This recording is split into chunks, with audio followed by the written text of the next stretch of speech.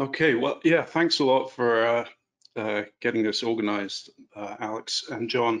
I'm going to talk about some of the old stuff. This is old work, from when I was doing my PhD, and a lot of this is a bit out of date and should be updated in terms of the simulations and stuff like that. But yeah, I'm going to talk about the track changes and intensity changes that we see with modeling simulations. And my structure of the talk, I've gone for this: perception, model setup, steering, the good, the bad, and the ugly, and then finishing up.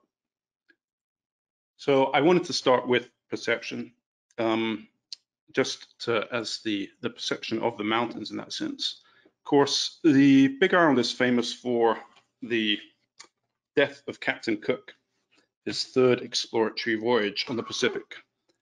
And while attempting to kidnap the Hawaii's monarch, he was murdered. He didn't get any of the mountains named, to my knowledge, on the Big Island.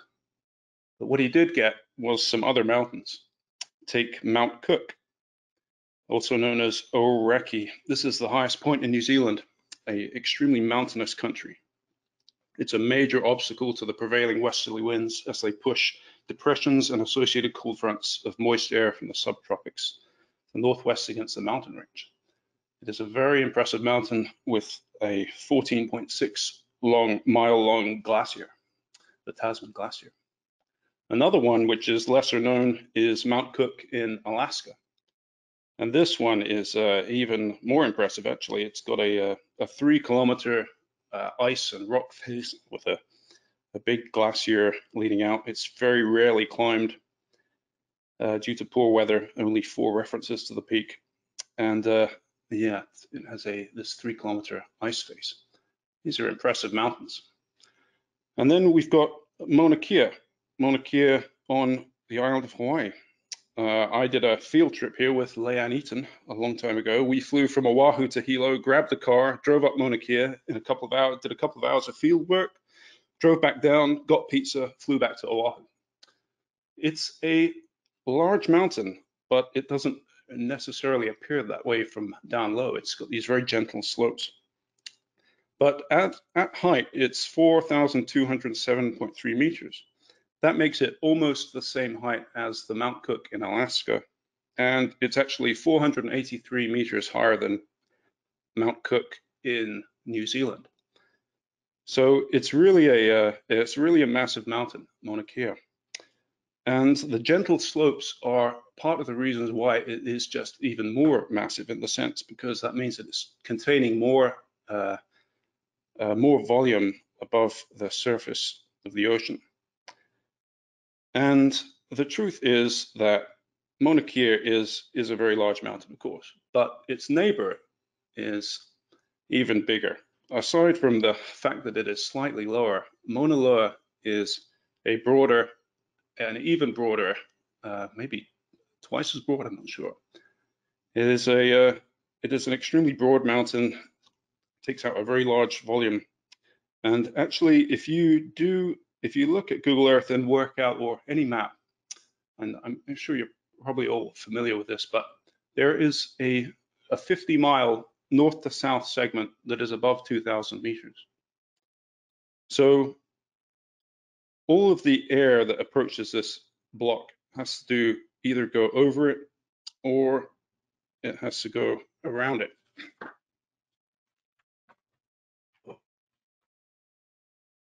When it comes to a hurricane, this is a wind profile used for calculating estimating the surface winds based on a drop zone this is the NHC. The strongest winds in a hurricane, based on the average of hundreds of storms, is around 500 meters elevation. So with a block of 50 miles at 2,000 meters elevation, the actual strongest core of winds lies quite below that. So the question is, what would happen if the core of winds at such a low level is approaching a region of 50 miles across? So the other thing is that the tropical cyclones, as you're probably well aware, are not too big in the Central Pacific. Analysis of Central Eastern Pacific hurricanes put the radii as being less than in the North Pacific and the Western North Pacific. They're generally smaller. The best paper, actually, I haven't listed here, but Hill and Lackman 2009 did a paper where they looked at the consequences of a dry, humid environment surrounding the storm. And they showed that that contracts the circulation and kind of focuses it in towards the center. And as a result, you get tend to get these smaller eyes, concentrated convection. The eye in Douglas, I think, prior to approach, the clear eye at least was something like 18 miles wide, I think. So yes, small storms. And the Big Island itself, on the scale of the Pacific, you can look at the ASCAPS imagery. Here is the average for September. And even on the Pacific scale, you can clearly see the Big Island with its accelerated flow around the southern tip and the wake spreading out. You can see the wake of Haleakala separate, the other islands doing less, and then the Ali Nui Haha channel coming through in the middle here. Let's zoom in a bit. And so here we've got the sort of local Hawaii view. I think the thing to note here is just how far out the acceleration occurs down to the south of the Big Island. So this is the environmental sort of trade wind flows. And this is occurring because of the blocking of the atmospheric flow due to the very large high mountains. Obviously, if the island had smaller mountains, you wouldn't see this type of signature. The wake spreads quite far downwind. And the other thing to note is that upwind of the island, there is some stagnation of flow in the upwind side. So the reason is, as we know, we're Hawaii, as Hawaii meteorologists, you've got the strong background in these Froude number. Oh, the darn Froude number. Yeah, well, so basically the Froude number is, in a sense, saying that if you have a tall, isolated mountain, then you're more likely to get blocking.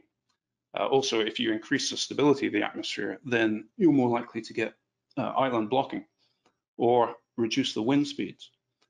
The effect is, these are two comparisons of different Froude numbers, and the one on the right then is with the greater blocking, lower Froude number.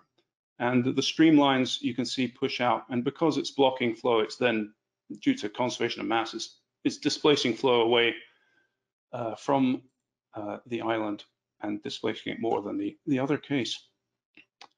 And so there's this long background in why the Big Island is this great sort of natural experiment for blocking, as I'm sure you're all quite aware.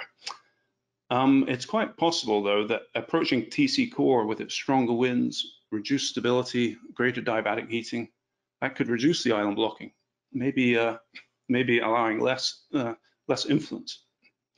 But on the other hand, a small intense TC may be surrounded by subsidence. That could be greater blocking. Well, the reason why this is important is because it has a potential impact on the steering of the tropical cyclone. There's a long history of tropical cyclone deviations, mostly around Taiwan is the main focus because of the long mountain range. The things seen are stuff like track curvature around the north tip, TC movement that slows down on approach to the topography. Weaker and slower storms tended to be deflected more, and smaller TCs deflected more. There's even one paper, and maybe I'm not up on the latest research because I've been on other areas, but this back in the day was one that stood out, that Roux et al. 2004 were claiming that a track deviation was caused by Reunion Island. So if we look at the scale of the different islands, these are two scale images with the topography. And we've got the Big Island down here and then Taiwan and Reunion. Obviously, Reunion is more of a Maui scale island with about 3,000 meter high mountains. The Big Island has the highest mountains of the three and the largest area over the highest elevations. But Taiwan is far longer, and a much bigger mountain range. But the Big Island is certainly comparable to at least a section of Taiwan. And based on this alone, we would presumably expect to have fairly significant contributions to tropical cyclone behavior. So my general setup at the time, and excuse me, I definitely recommend that if anyone is doing this again, to do it differently. Do it with a storm following domain. But at the time, I couldn't do that because WRF didn't have the ability to bring in higher resolution topography into a storm following domain. So my domains are fixed, and they go for, their outer domain is 27 kilometers, and then it goes 9, and then the inner one is at 3-kilometer resolution domain. Again, these can all be run at higher resolutions now. It would be good. But the 3-kilometer does a good job of getting the basic topography. It shaves off about 129 meters off Mauna Loa, and Mauna Kea loses about 284 meters. I rely on microphysics only on the innermost domain, and then you use a cumulus scheme and then other stuff. The bogusing to produce the storm, to throw it at the Big Island, is done using a scheme by Wang, and this is a Wang 1995 Yuqing Wang. This is a symmetric vortex, and it's not too good, to be honest, because obviously these are very asymmetric storms. But my goal was to, I knew it was terrible, but you throw it in there and then you see what it looks like 24 hours or 48 hours later and try and get that to be decent, because it adjusts pretty quickly to the environment. But the initial vortex was not great. And then I ran just basically 2 cases. My focus was on the Big Island. I left Maui alone, and just flattening the island, replacing it with an average of the surrounding atmosphere into the middle, and replacing it with water as well. So I just want to introduce a bit about tropical cyclone steering. Gross 1991 found that for the Eastern Pacific, the best layers were 850 to 400 hectopascals for hurricanes. Tropical storms, better to use lower levels, 850 to 700 hectopascals. Please let me know if there's updated stuff on this, because this is a bit old. But that's what I was using for my calculations. Another thing is disruptions to convection can lead to deflections towards the region of strongest warming. So this is what it looks like when you do the lower tropospheric wind averages for simulations. These are, one is for Hurricane Dot at the top, and then one is for Hurricane Flossie, and then with and without the island. Without is on the right. So this just shows that even if you average from 0 to 3.4 kilometers, which is a pretty substantial slab of the lower troposphere, you can see the wake of the Big Island quite clearly. And in fact, it's almost down to calm winds over a fairly large region in the lee. And you see some reduction ahead of the island too. For both cases, it's fairly similar. The storm is approaching to the south, as you can see, with the higher winds. So this is an example of these different steering layers, but in this case, what I've done is just I subtract from the earlier part of the simulation when the storm is approaching. I just subtract the steering from one to the other. So this is the Big Island, the case with the Big Island, minus the case with no Big Island. And you've got the tropical storm steering is on the left and the hurricane steering on the right. So you can see the tropical storm steering effect from the Big Island is greater than the hurricane one, as you'd expect, because it's concentrated more in the lower troposphere. But the values aren't huge. I mean, this is meters per second. So we've got 1s, and then the reds are into 2. It gets much larger in the wake because that's really chomping out the flow. Overall, in terms of displacement off the track, say between different cases, these would imply these types of displacements. So for 1 meters per second, which is anything in the green, over 24 hours, that would lead to an 86.4 kilometer displacement. So these are the types of values we'd be looking at this is the environmental pre-storm condition. But it gives an impression of generally what we're looking at. The other thing is that these are, because the blocking and the steering effects are concentrated in the low levels, this is a potential influence on the tilt of the storm as well, because it's going to be pushing in at low levels or providing some blocking impact at low levels rather than less at upper levels. So the good, all right, I have no idea what time I'm doing, but I hope it's okay. So this is for storms that go to the north and south of the Big Island. I started throwing storms based on some interesting cases from the past. One was Diana in 1972, and the initial data was basically useless. But I mean, yeah, I gave it a shot anyway. I was throwing in the tropical cyclone, and what you're looking at here is the green dots are the observed track. So Diana did this funny little sort of jump, and then it slowed down over here. The red dots are for the case without the Big Island.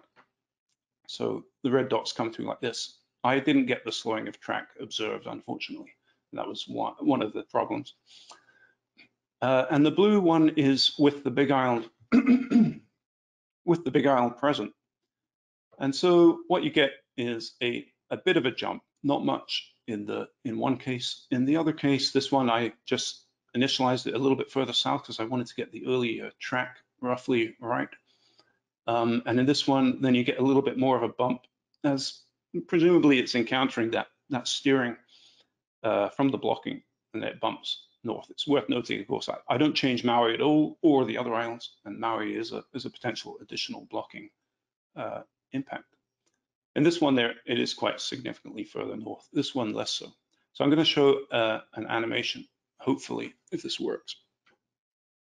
So this is actually the one with the less of the deviation, if you call it that. So I'll move it forward, and here we go. Stop it there. So this one on the right is the one with the Big Island, and then this one's without. They're basically at the same place. The difference I would note is just that the one with the Big Island has more of a axisymmetric circulation. With the one without the Big Island is more of a broader circulation. As we move forward, then the storms are pretty similar, but just, oops, I knew that was going to happen. Let's rerun it. So coming in, and I would just note that in this case, which had less of the track deviation than the other one, but if we stop it there, then you'll see that there is some slowing of the track, and the one on the left without the Big Island has sort of done some interact or merging into with Maui. But this is just an example, and then it ends up very slightly north, but not much. The other one being a little bit more.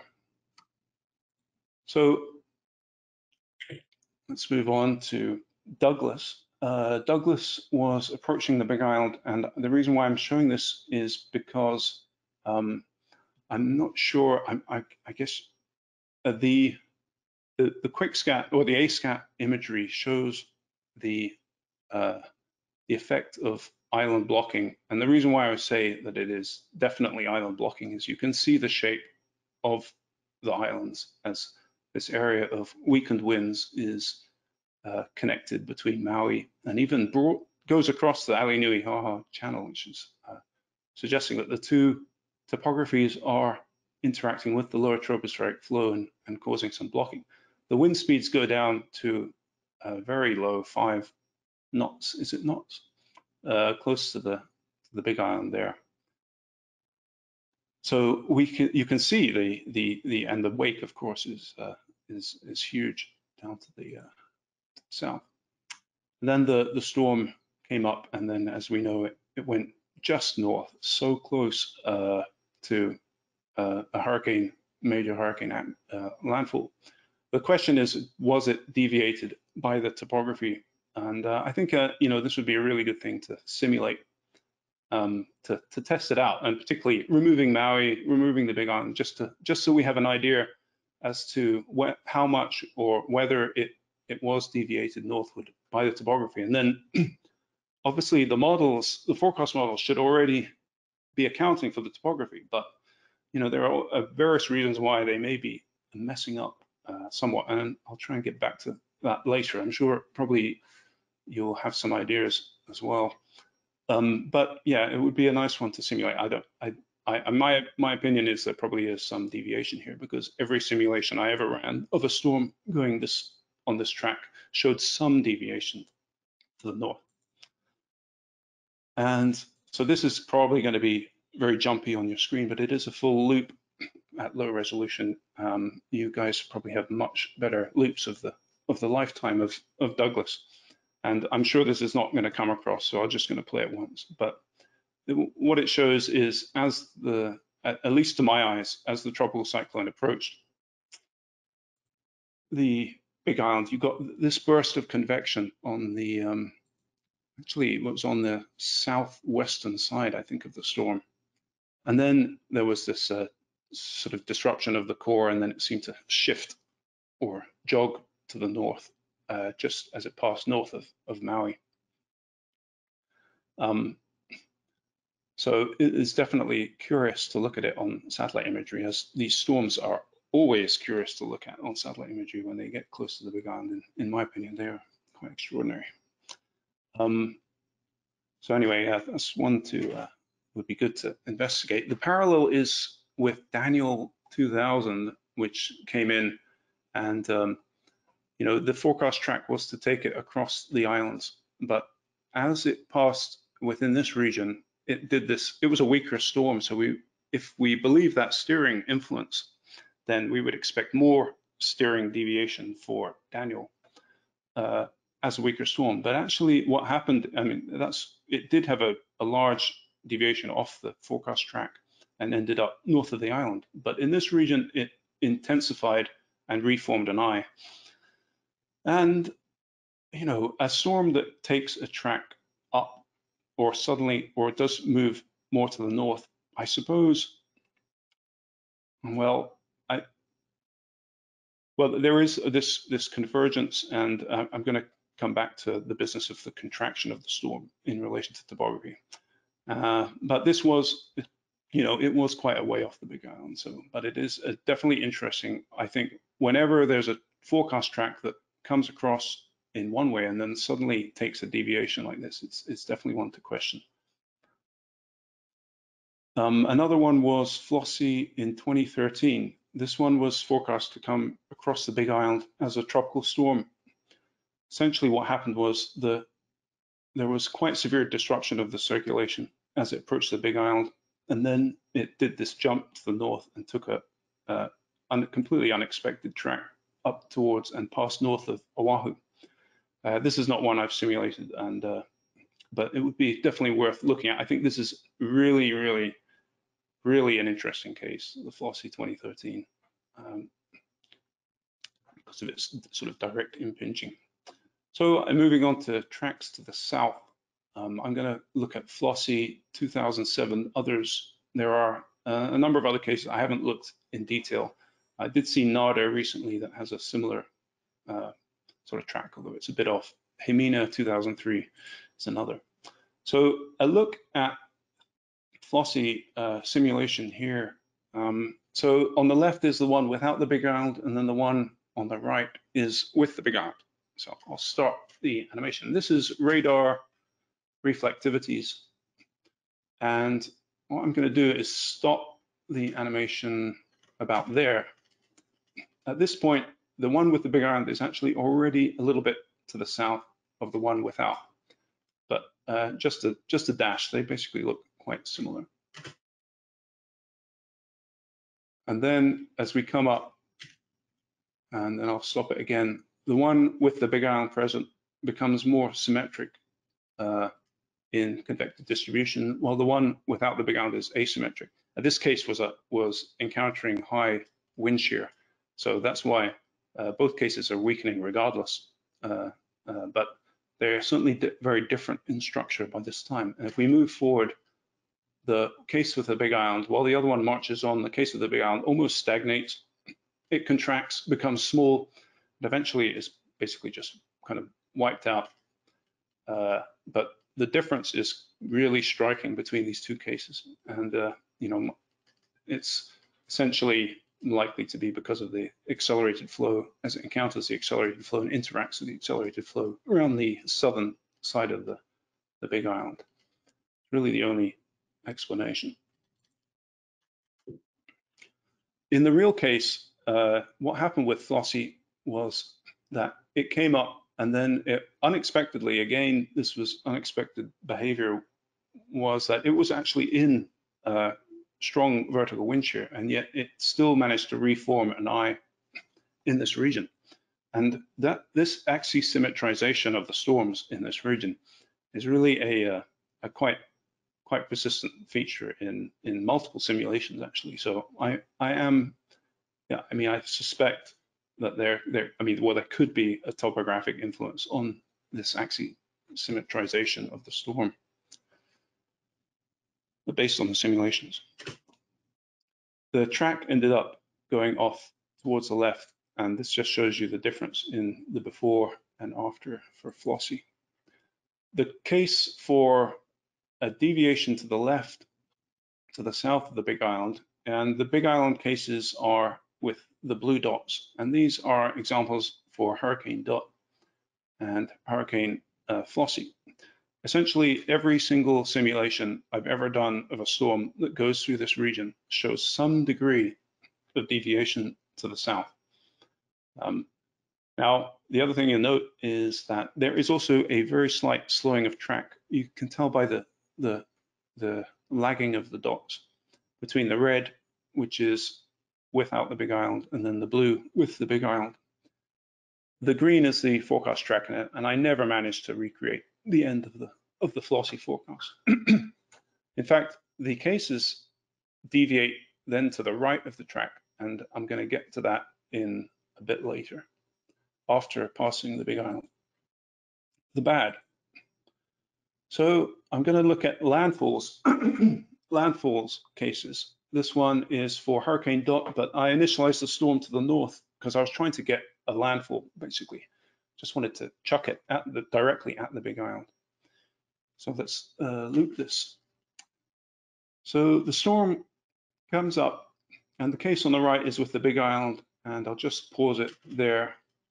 I hope this is coming up without too much lag. And the storms are very similar looking. What I would note is just that the island blocking is forcing a difference in the circulation, actually accelerating here. And then, of course, the one without, there's no wake. There's no calm wake from the island itself. Well, let's move forward and go to about here. So now the case with the Big Island is it's a more axisymmetric. Again, this axisymmetrization that we see so much is occurring. It's been slightly slowed, which is something pretty much all the simulations show in this region, just a bit of a slowing in track. And obviously the winds are not currently on land due to that. And the winds without the Big Island are extending over, the winds above 18 meters per second are extending over most of the island by that point. If we move forward, then I got to stop it right there, because now we've got a contracted circulation making landfall in, I think that's like Kilauea area. So the circulation contracts. You've got this, also got a circulation around the lee. Compared with without the Big Island, it's obviously there's very little disruption, well, no disruption, and then you've got the flow through the Ali Nui Haha channel. So you've got the storm has really become entwined with the topography, is how I sort of describe it. And this contraction, let me just finish it up. Okay, so moving forward, the end result after the storm passes over the Big Island is to have a much weaker storm. And this is not at all surprising because it's been so severely disrupted by the topographic passage. The difference in intensities are large, and I'll just get to that in a moment. This is probably going to not work either, but perhaps in terms of lag. But it is a radar loop that you're probably all familiar with, which is ISL. and Iselle came in and was a track that went straight in towards the island, showed very little deviation. It did show some indication of slowing, and then a contraction. And if we stop it right at landfall, and I hope this is coming up, the storm has contracted, and you had this vicious landfall that caused significant damage in Pahala area. So this was a nasty landfall of a storm coming in directly at the island, very little deviation, just landfall. And then after that, of course, the storm was severely weakened during the topographic passage. The parallels with the case is I think it's pretty similar to the WRF simulation. And bear in mind that WRF simulation was done years before this case happened. So watching this was pretty amazing to see it contract like that. That's at least the way that I see it. We all see things differently, and I don't know whether I'm right or wrong. But anyway, that was Iselle. And the other case I want to put in the bad is this one. This is hurricane dot initialized even further to the north. So I really wanted to get something to impact, say, the Kohala coast area. And this one comes up. And so we've got it coming in towards Hilo. I'll stop it there. You've got the wake of the island. The circulation has again contracted, becoming more axisymmetric. It's smaller. And at this point, then what happens is with the Big Island, the circulation goes up the coastline towards the Kohala region, which is an area of lower, significant topography, but lower topography. And the other one is directly over the island when the Big Island is not present. And the secondary circulation, there's sort of almost a Fujiwara type thing going on here with the wake swinging around on this side. Now, I just should mention that the Kohala cyclone has been, there were mainly just written records of the Kohala cyclone. And one of the things that I'll just say, about 150 houses were blown down, trees and ravines torn up like wisps of grass, canes stripped and torn as never before, and even the grass forced down and made to cleave to the earth, said the Reverend Mr. Bond. And that was in Waipio. And then they're up even in Waimea, the damage was much less. If you go to Kona, essentially, to my understanding, there was no damage at all. It was light winds. And then there was damage on Maui as well as the storm moved through. Now, Kona, for the whole of this simulation at least, is in the calm winds in the wake. So this seems like a plausible scenario that is similar to the Kohala cyclone. Of course, we never really know what happened in that case. That's okay. So I'll just let that finish up. The end result is that the storm moves through and it is weakened, although not as much as the other one, because it's managed to sort of scrape by through the Ali Nui Haha channel or around the northern tip of the Big Island. So it avoided the really severe disruption that you see with the sort of Iselle type cases. Yeah. So the tracks of these are here of some cases of landfall. These are the landfalling tracks. And so the thing is that the ones on the left, these show the surface pressures of the storm. And this is just to show that as the storm passes the Big Island, for the case with the Big Island, which is in blue, you get this rapid intensity loss. Now, it's actually largest for this one, which doesn't even make landfall. It goes just past the southern tip. And I think that the most severe disruption occurs, when the strongest area of winds is going to just really be hurt by the island blocking. So perhaps the strongest winds are on the northern side, and that might be why such severe disruption occurs in north 108 kilometers. And then the ones that have landfall, direct landfall, also have this weakening, with less weakening for the ones that go around to the north. And the tracks do not deviate much. This was something that was a surprise to me, one of a few things that were surprising. But so the reason is essentially, it shouldn't be surprising, I guess, because when you take a storm that goes directly at the blocking effects of the island, then you wouldn't expect the steering would act in different ways on different parts of the storm, but it might slow the storm, as you see, but it wouldn't actually deviate it. Whereas if you take a storm to the north or south, then it's entirely enveloped in that steering or blocking. So you might expect a greater deviation in those cases. Okay, the end result for the a case initialized 243 kilometers north dot. This is just to show that, you know, this is a weakening effect that can act in these cases, at least. It's somewhat protective for the smaller islands, because the end result with the Big Island is a much weaker storm. And I don't think there's any doubt about this. We've seen it in satellite imagery, and we see it in model simulations. But it's not always the case, which moves on to the ugly.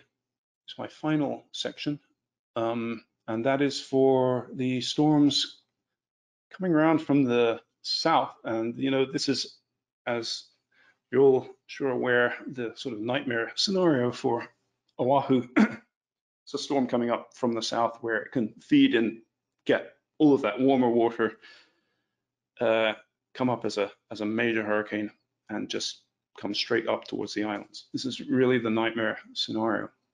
And so what I did was I used the Aniki initial conditions and then just shifted the storm a little bit north initially. I was deliberately trying to get the storm to hit Oahu. And this was the one that did. I'll play it. And this is on the domain too, so it's a lower resolution. I couldn't have the whole thing in the high resolution domain. So I'll move it up to about here. And looking at the two cases, you can see the wake from the Big Island spreading out ahead of the storm at low levels and in the wake of the other islands. But the storms are pretty similar at this time. And then the storm comes up. At this point, the Big Island case is deviated slightly to the left already in the enhanced flow. And then what happens is it comes up and it actually takes a sharper turn and becomes a bit more intense than the one without the Big Island. So the positions are now shifting. Essentially, the one without the Big Island has a smoother track, whereas the one with the Big Island has first deviated to the left and then is deviated a bit to the right. And it's now a more intense storm in the island wake. Then the storm comes up, and we've got two storms, and one is a fair bit stronger. The case with the Big Island is a fair bit stronger in this case. And the final sections of the simulation show a deviation to the right of the storm with the Big Island. So you end up with the case without the Big Island is taking it to the west of Oahu, and then the one with the Big Island takes it into Oahu. So from a forecasting perspective, you know, the risk here, the danger here is that perhaps if this isn't getting correctly modeled, then the models might go for more of they might not successfully create the deviation to the right in this section. I don't know, but it's something to be concerned about. And the intensity differences are fairly significant as well. So I'll just finish it up, moving through.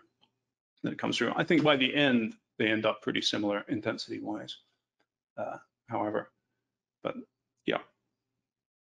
So that is sort of the nightmare case. I mean, either way, with or without the Big Island, it's a bad, terrible situation. But the Big Island, in these cases at least, acts to this deviation and somewhat intensification. The tracks look like this. For the Oahu case, this is for another case a little bit further off, and you see less of a deviation. The blue dots go first to the left and then deviate to the right, and that's what takes it up over that area of Oahu. This is the pressure of the storm. So the case with the Big Island, in both cases, you see that the Big Island case has a lower pressure. It's not insignificant. These are 10 millibar differences. And so the case with the Big Island really is giving this storm some extra juice in the region of the wake.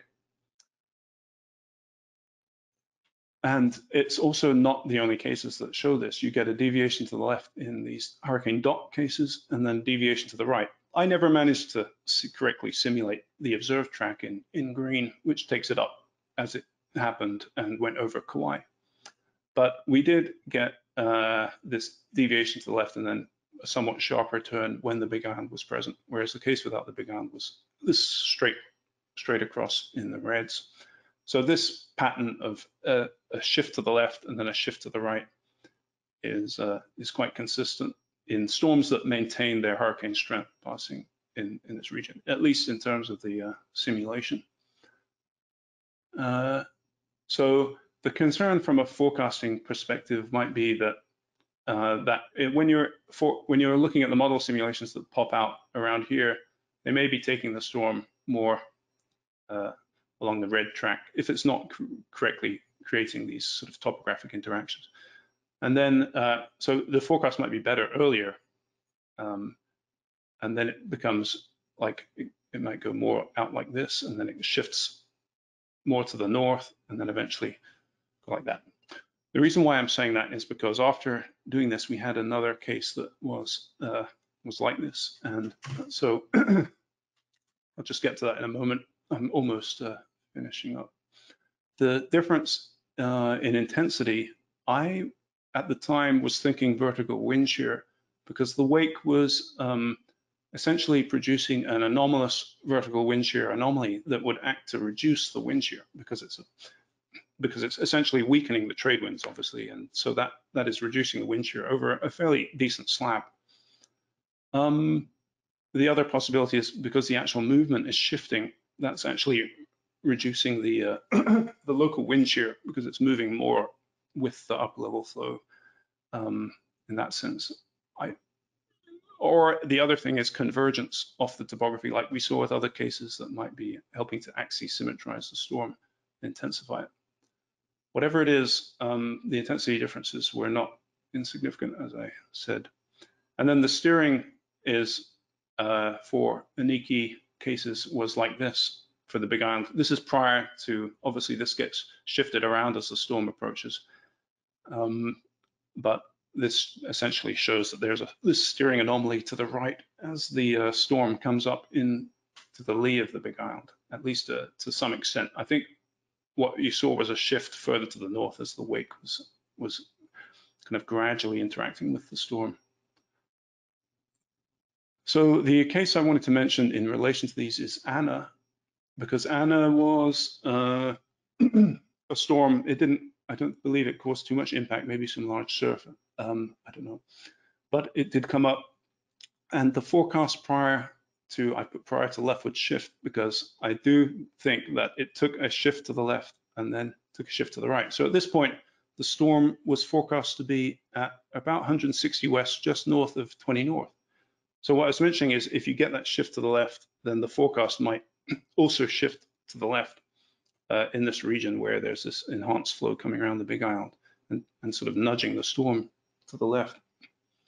And that's kind of what it looked like happened here, is that the forecast then shifted to the left, and now it's not taking it above 20 north at 160 west anymore. So that was the shift to the left. And then after that, the storm actually shifted to the right and came up, and it returned actually to similar to the original forecast track and ended up north of 160 west. It was also stronger than predicted in this region as it took this rightward deviation here. I definitely, you know, all of these cases really warrant, I'm sure there are reports that have been issued and stuff, but I just haven't really looked into it myself, but they warrant a really, really close look in terms of the interaction with the wake of the islands. What it actually looked like on the QuickScat was this when it was in this region to the west, and it was a bit stronger than forecast, at least at this point.